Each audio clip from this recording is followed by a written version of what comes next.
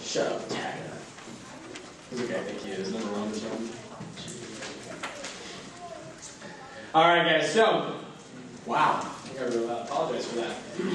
Alright, I got the privilege of bringing up Mr. Ryan Huggins. Before moving to Big Rock, Ryan actually had 2 non-summer campaigns back to back, right at about 100 recruits, a little under the first fall, or under fall away, a little over 100 recruits, spring of '09.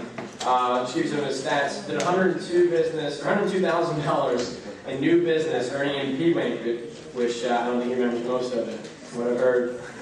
Fall 2008, but followed up in the spring this year, $215,000 in sales, over 100 recruits at a campus that the vast majority of students travel 2 or more hours. Well, they live on campus, but the vast majority of the students actually don't live originally in the city. Launching over 100 people, getting them home on the weekends, and combining for $215,000 in spring '09 campaign sales. Bring them to Ryan Huggins.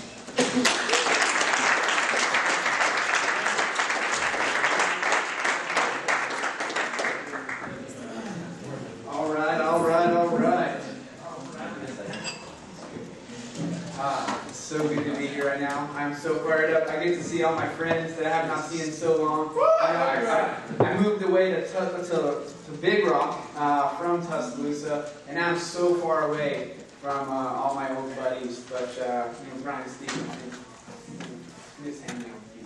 I'm just kidding. But hey, you know what? My business has definitely increased since getting away from that guy.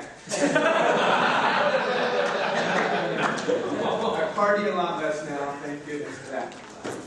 Anyway, moving on. I did want to talk to you guys about a couple of things on my agenda. I was told to talk about working with out-of-town reps, building weekend sales, and also cyber demos, and actually getting some sales via the phone.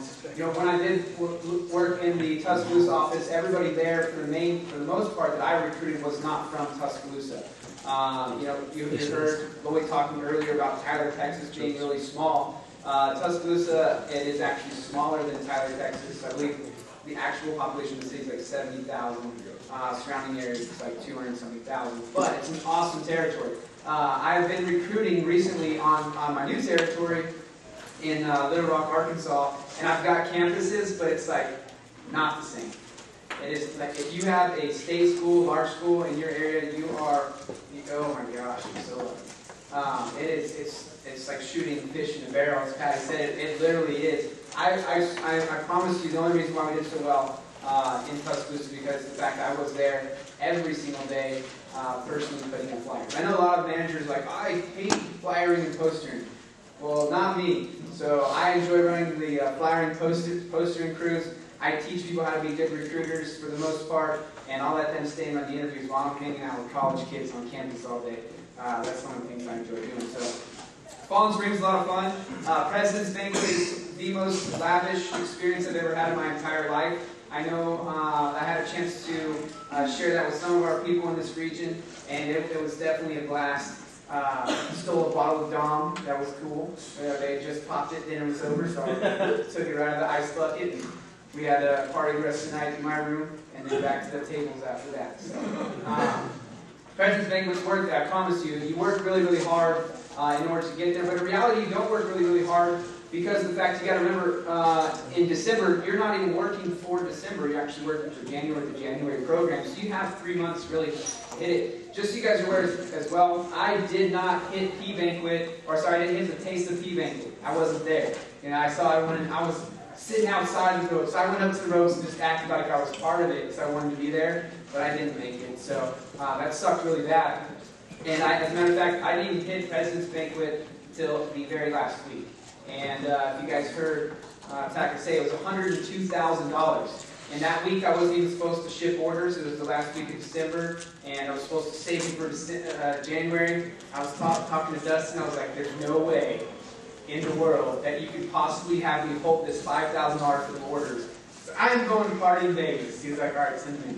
So I accomplished it by a couple $1,000. Thank goodness we made it. But anyway, let's talk about working with out-of-town reps. There's a few things you guys can take notes. I didn't make handouts because it's a lot of, it's not a lot of like specific bullet point stuff. It's just extra things that you're going to want to do. And it's going to start with the interview. I give a lot of my gratitude to Stacy Campbell. As a matter of fact, 2 years ago, my first CFC, Mark was like, go talk to Stacy Campbell. He knows exactly what he's talking about. And it propelled me into, I believe that I hold a lot of credit due to him with my career. And for some of you managers that thus far haven't had the success that you wanted, like new DMs and stuff like that, I promise you it'll get better and better. You're going to continue to learn. And if you want to take a look at my quantums, I think in 2007 I did just about $200,000 in sales for my first 8 months. And in 2008 we did about $450,000. And then this year, if everything goes well, we got planned $750,000 for the year. Getting stored, get roasted, so you guys can see some crazy pictures of me. If you haven't been on those, most of you guys have been with those. Anyway. So it starts in the interview. Working with out-of-town reps, it definitely starts in the interview, like right off the bat. And it starts in the pre-interview. You got to find out where they're from. So obviously on the application, you ask them, oh, hey, I see that you just moved to this city. Where are you from originally? And they're going to tell you where they're from originally. Oh, wow, Georgia, that is awesome. Like, what part of Georgia?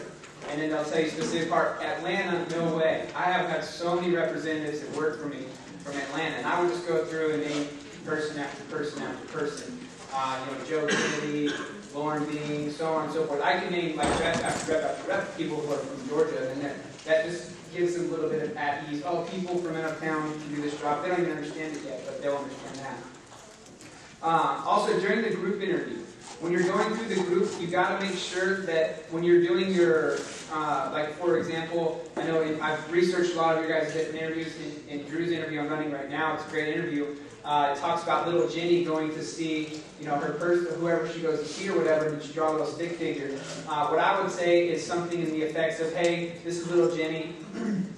Some of our representatives are local, so they can actually stay here and do their demonstrations and work around town. That is awesome. But some of our representatives are actually from, like Georgia, for example. And I'll, for like you, Joe, you're from Atlanta. If you were accepted to work here, you could even go home and do presentations there for mom, dad, aunt, and uncle. And I just kind of preface them going home during the group interview and actually starting it there. And during the scheduling talk, I even talk about a lot of my representatives not doing a whole lot of work during the week. What they do instead is they drive home to whatever state they're from, or even you'll even have some within the state people that they're going to have to drive 3 or 4 hours to a different city within that state. And I talk to them about going home and doing that type of stuff as well. So I just promote a lot of them already from the very beginning. So I'm planting seeds from the start. So that way when they're getting the training, they're like, well, what am I supposed to do? I don't know anybody in town. They know, oh, yeah, that's where I'm supposed to go home. During the post, so you got the group, and then during the post, there's a really serious question that you'll have to ask them, and it's very simply this. How will you be able to get started in Little Rock? How will you be able to get started in Tuscaloosa? How will you be able to get started in whatever city, Birmingham? And the only reason why you ask this question is to see if they're going to be able to overcome obstacles right off the bat. If they're going to, well, I don't know anybody here. I really don't know. Yeah, see, that would be a problem. Now, obviously, if this is a really, really sharp, representative, you would want to paint pictures for them, which I'll cover here in a second. But as soon as they answer, well, you know what, I have teachers, I've had a job here in town, I don't care if they know 1 or 2 people, you immediately jump on that and be like, okay, cool, that's perfect. You know what, I just wanted to make sure that you could solve problems in case they came up, which you probably won't have very many problems, but I just wanted to find out how you would respond to those.